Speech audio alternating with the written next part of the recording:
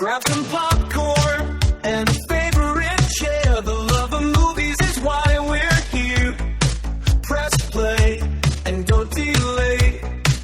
Let Phil be our guide to a cinematic day. Phil at the movies, from the silver screen to his podcast stream. Phil's covering every movie dream. Phil at the movies.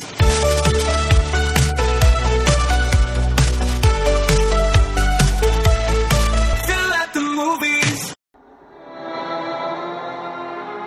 Riddle me this, riddle me that. Who's afraid of the big black bat? In an uncertain world, in a chaotic time, justice wears a mask.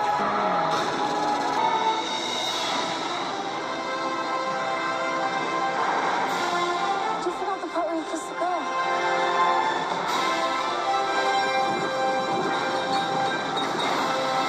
The real game begins.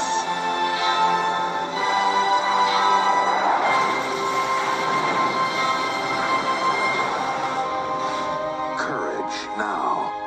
Truth always. Batman forever. And hello, everybody. Welcome back to another episode of Phil at the Movies. I'm your host, Phil Walsh, and this is show number 166 of this ongoing podcast that is always for the love of movies. And based on that little tease, you can probably guess what today's episode is about, but this is no ordinary review. This is an episode dedicated to acknowledging and frankly celebrating the film Batman Forever, which turns 30 next month. It's hard to believe. 30 years of Batman Forever, a film that frankly continues to grow in fascination and appreciation, particularly among fans of the comic book character. But as I said, today is a review and retrospective on the third Batman film. This was the first film to depart with Michael Keaton and Tim Burton and bring in Joel Schumacher and Val Kilmer for the director and Batman duo. Before that, let me just say, as always, thank you for tuning in each and every Friday to this show. I appreciate your support and, most important of all, your friendship. And lastly, if you could, please rate and review this podcast on Apple, if that is where you're listening, as well as sharing it with fellow cinema buffs and movie fans alike. Really helps with the pesky algorithms and building awareness and continues to grow the show to an even bigger audience. As I say, movies will go on and so will this show. 166 episodes and going strong, all because of you, the listeners, the friends of Phil at the Movies, and I am forever grateful to each and every one of you.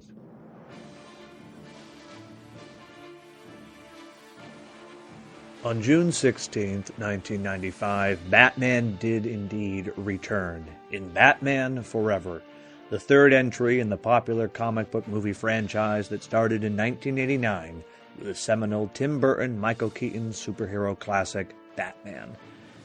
After the parental backlash to Batman Returns over McDonald's Happy Meal toys and prototype Karens crying about the darker and more adult-themed material in Batman Returns, the series got a makeover, and in the days before the term was in vogue, a reboot of sorts. While there were hints to the other two films, more on that later, Batman Forever was a fresh start, an attempt to reinvent the franchise under the direction of the late great Joel Schumacher. The film celebrates 30 years next month and is still very much beloved and truly celebrated. Yes, it's a slightly campier, but still fun entry in the Batman world, teeming with psychological complexity that delivers a comic book movie come to life. Now, as I said, the film came out in 1995, and so at the time of its premiere, I would have been just shy of 4 years old.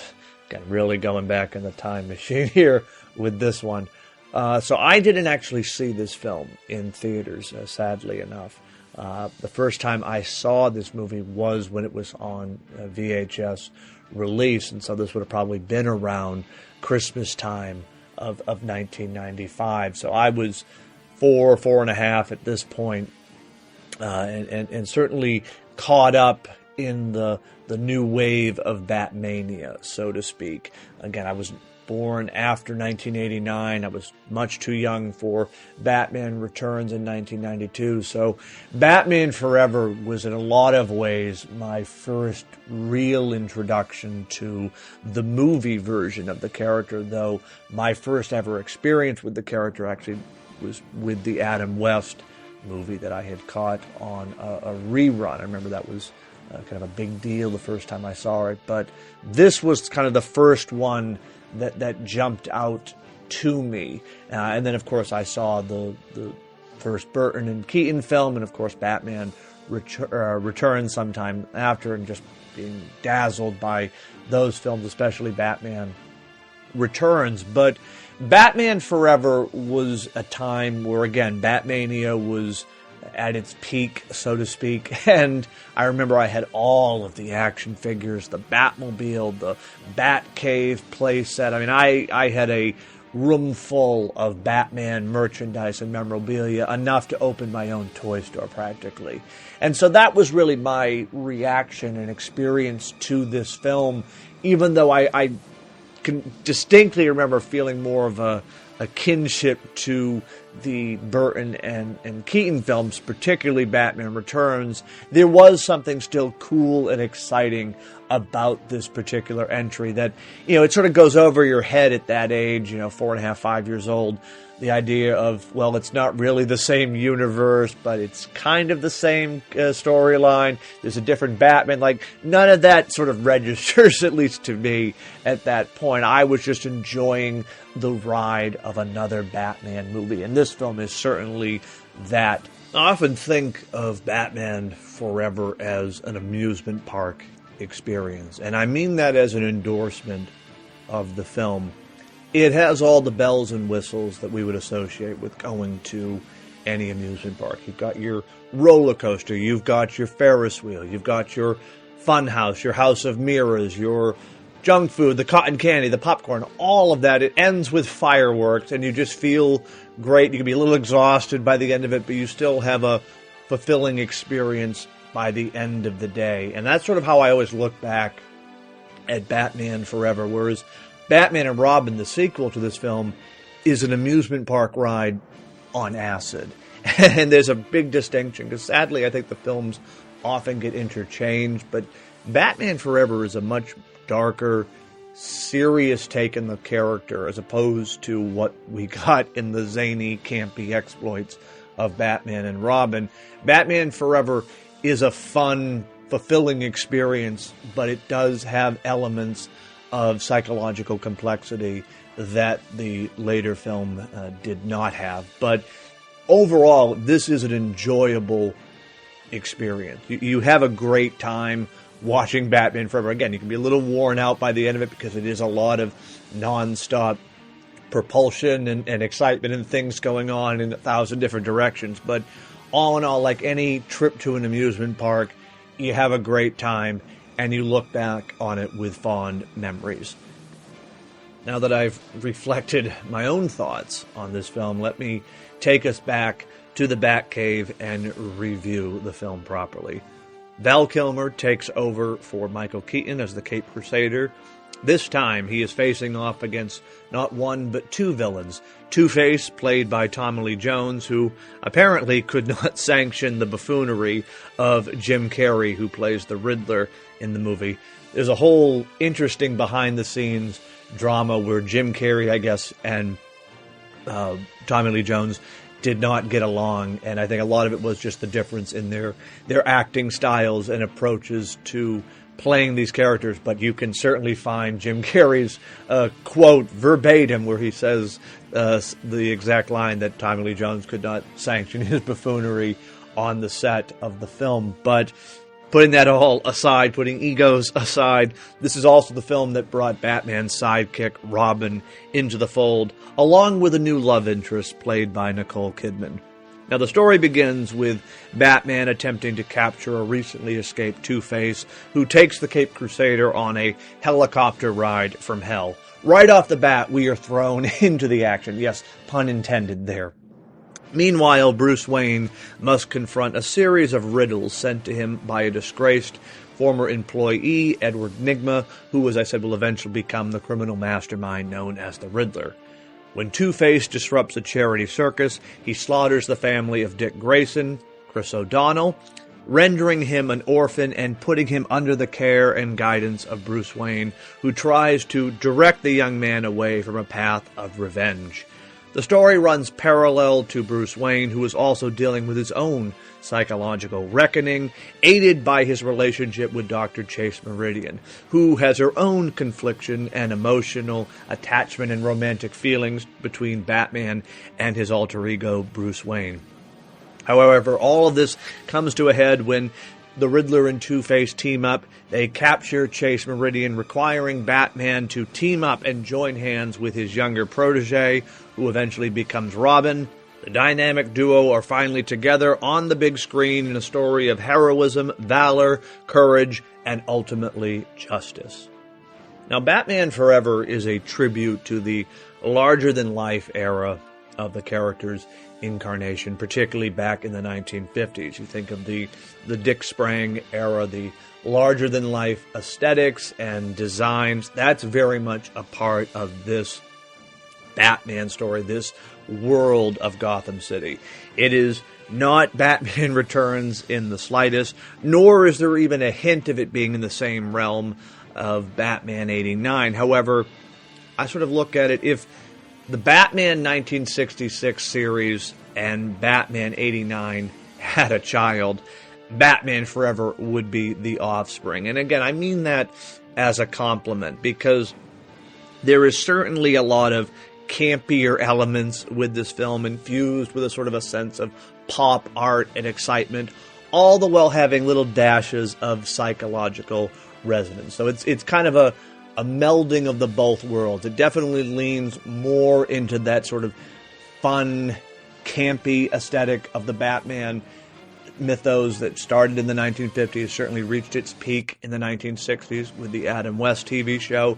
But there are elements, if you will, like with the psychological backstory that's sort of hinted at in this movie. It's not fully explained, and I will get into that in just a little bit. But certainly the film is a much more audience-friendly and accessible film than its predecessor. I mean, namely, you look at the casting, particularly that of Jim Carrey, who was a major up-and-coming comedic superstar at the time. That, of course, you have the addition of Kilmer and Kidman to the cast, along with Chris O'Donnell. There's an overall vibe shift with Batman Forever. It's cooler, it's sleeker, there's almost an MTV kitsch to the whole affair. And again, there is a 90s sort of aura to it that definitely, could feel dated, but there also is that hint of nostalgia, particularly when you go back and revisit it after many years, which is what I did for this particular episode. Now, there is a sort of an infusion of neon and bright colors that sort of add to this saying, this is not Batman Returns, this is not Batman 89, it is something new and different. It's still the same character, but it's a fresh take on the character, so to speak. And I think the visual distinctions are both important and impressive. The gothic aesthetic of the Burton films are gone. This film is larger than life. It almost has a Greek influence that allows it to develop its own identity and themes. Now, is this a perfect film? No. I will be the first to say that. And I think of this era, thinking of the four Batman films that define the 1990s, Batman Returns for me is still the tour de force of Batman in this era. On the con side of this film, putting aside more of the lighthearted elements that are definitely more prevalent than in the previous two Batman movies, one thing I think is Tommy Lee Jones. And I won't say it's a miscast, but his character is both underwritten and underserved, and he ultimately feels like a poor man's Joker. And the character, of course, that he's playing, Two-Face, is a psychologically complex, disturbed character that I think under the right script and direction, Tommy Lee Jones could have brought something really terrifying and tragic to this character. But he just sort of comes off as a Joker wannabe, and it's almost is in direct competition with the zany antics of Jim Carrey, who, frankly, he steals the show in this movie, and I think he ultimately works perfectly in this world as a slightly, even perhaps more unhinged version of the Frank Gorshin take on the character from the 1960s show, which was over the top and zany, and Jim Carrey seems to be channeling that, but it works much more effectively than sort of Tommy Lee Jones' Joker half impression, as opposed to the more tragic and psychologically unhinged version of Two-Face that the character has been in the comics, and I think was perfectly done in the Dark Knight under Aaron Eckhart.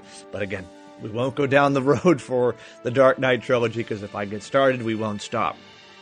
Certainly, the film does lack a little bit of the moodiness that Keaton brought to it, and I think Kilmer, to his credit, doesn't try to do a Keaton impression, but instead makes his Batman his own version, whereas Keaton was much more the silent guardian type, much more stoic. Kilmer is kind of the heroic crusader, and I thought that was a unique distinction, and sort of establishes two different takes on the same character that is still very much in keeping with the character's history and mythology.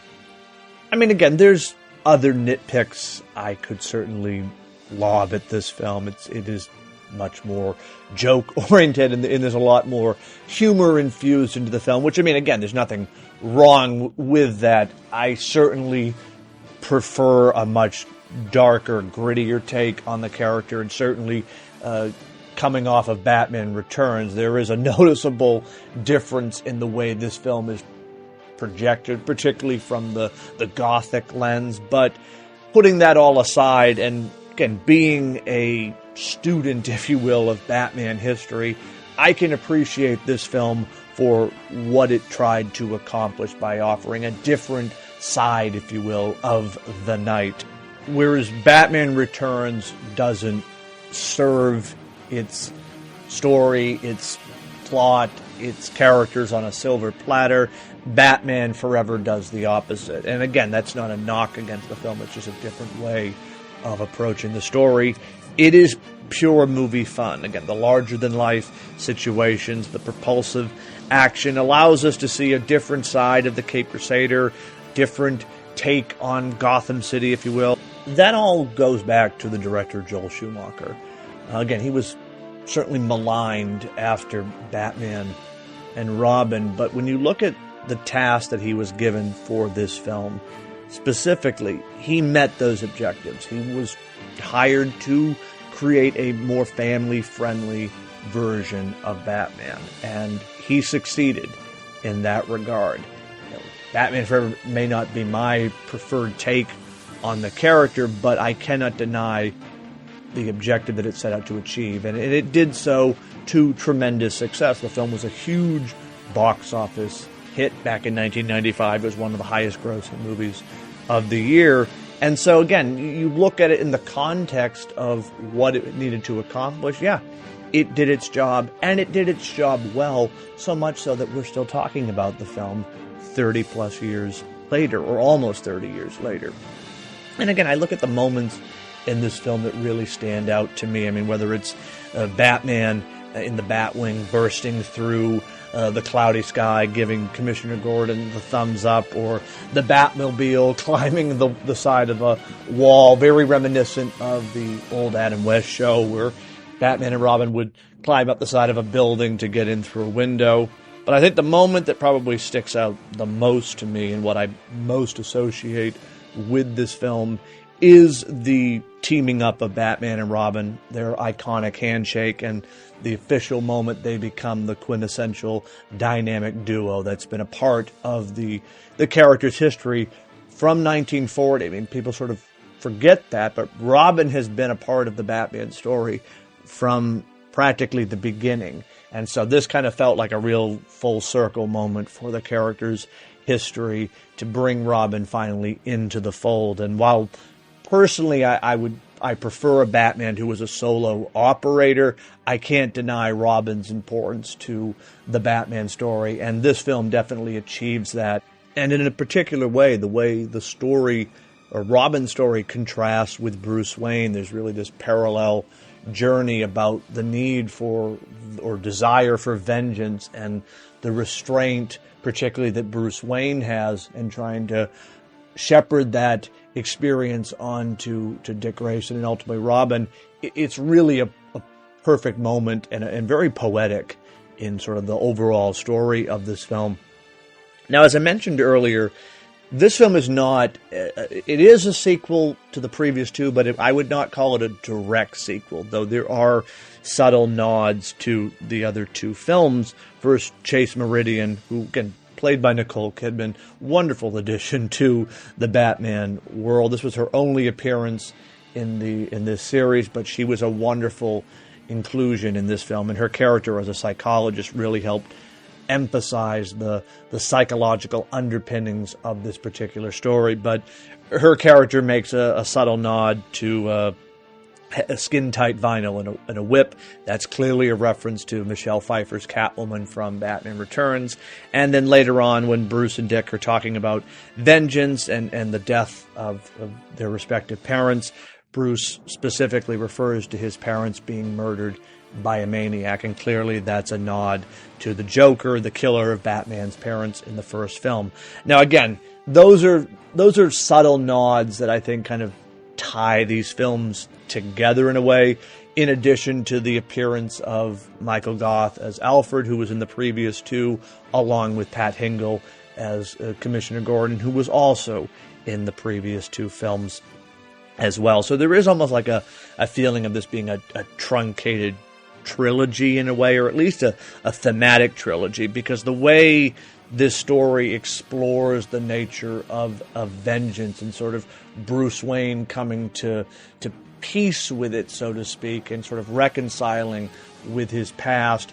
There's very much a kind of a through line with what starts in Batman 89, continues on into Batman Returns, and then ultimately sort of reconciles and concludes itself in Batman Forever. And I think that parallels nicely with Dick Grayson, who was all about revenge and trying to get the killer of his parents, and comparing that to what happened with Bruce. And he was successful in killing the killer of his parents, but it didn't solve anything. It just made his pain grow and made it worse. And I think that's a nice way of tying these films together in a way. I mean, certainly, yes, would it work better if it was Michael Keaton all the way through and the aesthetic of the Burton stories? Sure, but I appreciate the sort of the thematic connection between the first Batman film all the way to this film. Now, as I said at the start, Batman Forever and Batman and Robin often get interchanged, but this film is no lightweight. There is a real story underneath the action pieces and the poppy high-concept adventure, and it's a story about the consequences of revenge and vengeance, the need for healing. And Batman Forever really puts it out there for the first time in context, this idea of Bruce Wayne wrestling with the idea if both he and Batman can coexist. And again, if there's one knock I guess I could put against the previous two films, is that Batman as a character often doesn't have a full arc, if you will.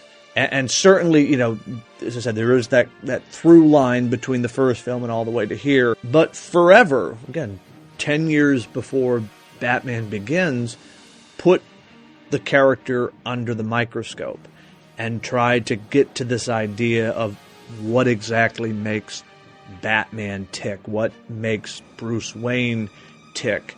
And I love that there is a line later on in the film, once Bruce Wayne has sort of come to peace with his alter ego and his existence just as an ordinary guy, where he says, I am both Bruce Wayne and Batman, not because I have to be, now because I choose to be. And I thought that was a real great arc for this character, and brought him sort of full circle from where it began in 1989 all the way to this film.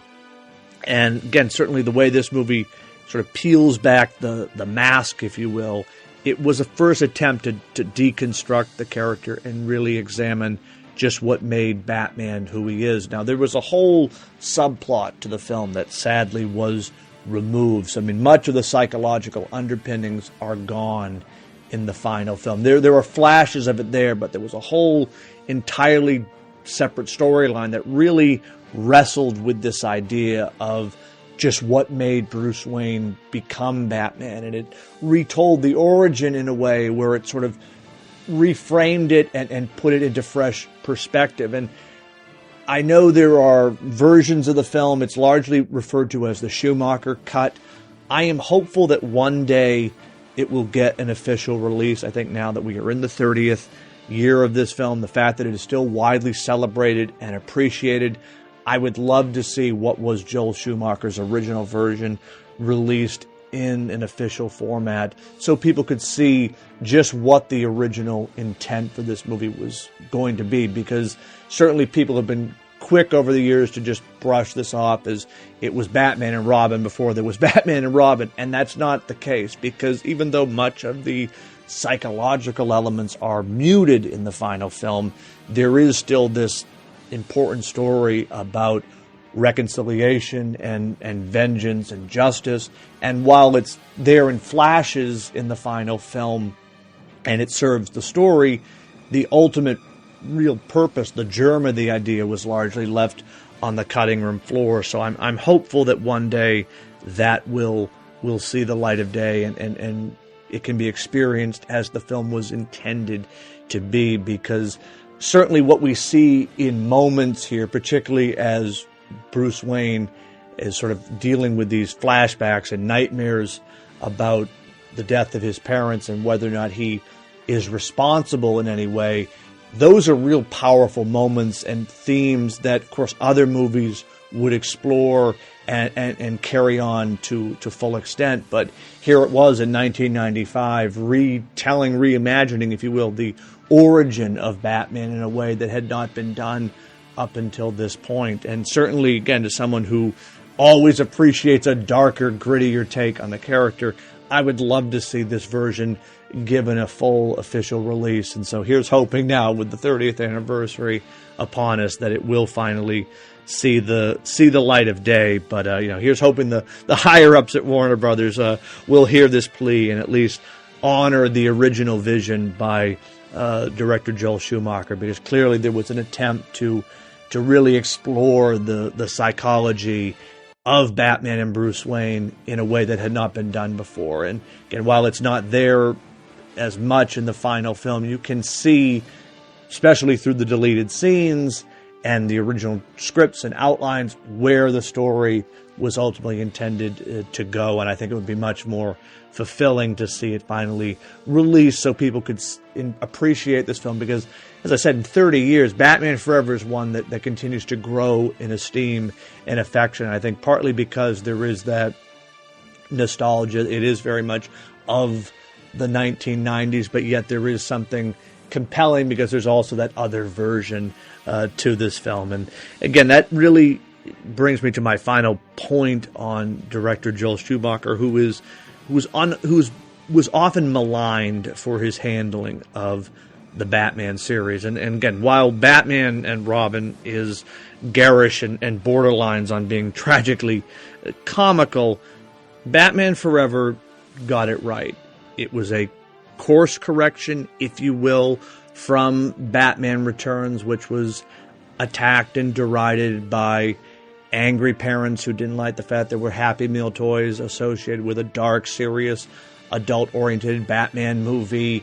You had, as I said, prototype Karens and little kids who were clearly told what to say. Look, I said what I said, but to their credit, Warner Brothers looked at the bottom line and they decided, well, we're going to do a a U-turn and a slight readjustment of the Batman franchise. And again, while I prefer a darker, grittier version of the character, and again, certainly I've gone on at great length in the past about the Dark Knight trilogy, I cannot deny that Batman Forever is a successful reinvention that, yes, lightens it up a little bit, but still feels like it is being true to the dark roots of the character. I mean, again, that's why I go back to the idea, if the Batman 1966 show and Batman 89 had a child, the offspring would be Batman Forever. It really is a molding of both worlds, where it's a little silly, it's lighthearted, but there is still some darkness and complexity to it that everyone can enjoy and appreciate. That's why I think of it as an amusement park experience. And again, oftentimes that's a horrible label to put on a film, but this case, I think it really does describe it perfectly, because it has the thrills, it has the excitement, it has the exhaustion. Yes, it can be a little bit over the top.